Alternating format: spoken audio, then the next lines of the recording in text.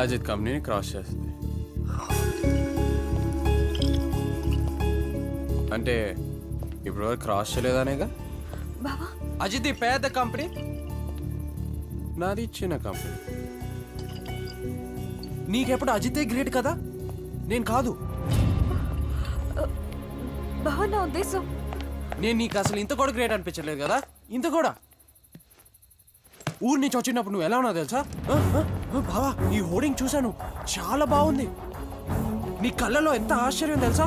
అప్పుడు బావంటే నీకు ఎంత గ్రేట్, బావంటే నీకు అక్కడ అక్కడ ఆకాశంలో ఉండేవాడు. నీ కళ్ళలో ఎప్పుడు అదే ఫీలింగ్ చూడాలనుకున్నాను. ఎప్పుడు బావంటే నీకు గ్రేట్ అని అనిపించాలనుకున్నాను. నువ్వు ఊరు వెళ్తానంటే నేను ఎందుకు ఆపానో తెలుసా?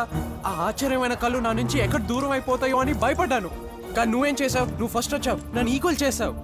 నేను నీకెక్కడ గ్రేట్ కాకుండా అయిపోతానని భయపడ్డాను. అందుకే నేను చీట్ చేసి చదివాను. కానీ నా బ్యాడ్ లక్, అజిత్ గాడు ఫస్ట్ వచ్చేసాడు. ఆడెక్కడ నీ గ్రేట్ అయిపోతాడని నేను నీతో కాంప్రమైజ్ అయ్యాను.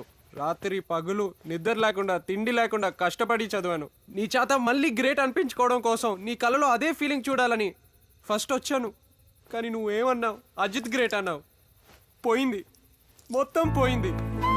దేనికోసం కష్టపడ్డాను అంతా పోయింది. తట్టుకోలేకపోయాను, కోపం వచ్చింది, బయటికి పొమ్మన్నాను. అజిత్ గ్రేట్ అంట, ఆ మాట తెలుసా ఇంకా ఇక్కడ కొడుతుంది. వేరే ఎవరినో గ్రేట్ అంటే వీడికేంటి ప్రాబ్లం అనిపిస్తుంది కదా. నేను పెద్ద ఈగోస్ లాగా కనిపిస్తున్నాను కదా, నేను ఒక పిచ్చోడ్ లాగా కనిపిస్తున్నాను కదా. ఎందుకంటే నేను ప్రేమించే అమ్మాయికి నేను తప్పితే ఇంకా ఎవడు గ్రేట్ అనిపించకూడదు. అవును Mahalakshmi, I love you Mahalakshmi. నువ్వంటే నాకు ప్రాణం, నువ్వంటే నాకు పిచ్చి.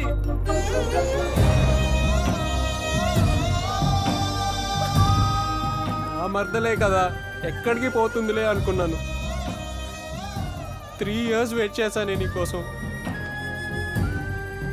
ఆ రోజు హాస్పిటల్కి వచ్చావు కదా, బామ్మకి ముందే హార్ట్ అటాక్ ఎందుకు రాలేదా అని బాధపడ్డానే. ఆ రోజు అంకుల్ పెళ్లి గురించి అడిగినప్పుడు నాకు తెలుసు నువ్వు నో అంటావని. అందుకే నా గర్ల్ ఫ్రెండ్ ఉందని చెప్పాను.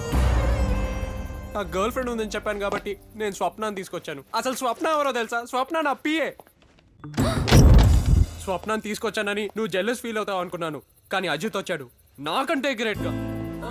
అజిత్ కంటే గ్రేట్ అవ్వాలని నా కంపెనీ రిస్క్లో పెట్టాను. మొత్తం పోయింది. అప్పుడు నువ్వు వచ్చావు, హెల్ప్ చేసావు, సక్సెస్ వచ్చింది. కానీ మళ్ళీ నువ్వు ఏమన్నావు? అదే మాట, Ajit is great, Ajit is great. మళ్ళీ ఓడిపోయాను. నీతో ఎప్పటికప్పుడు గ్రేట్ అనిపించుకొని నీకు ఐ లవ్ యూ చెప్పాలనుకున్నాను. కానీ ఎప్పుడు ఓడిపోతూనే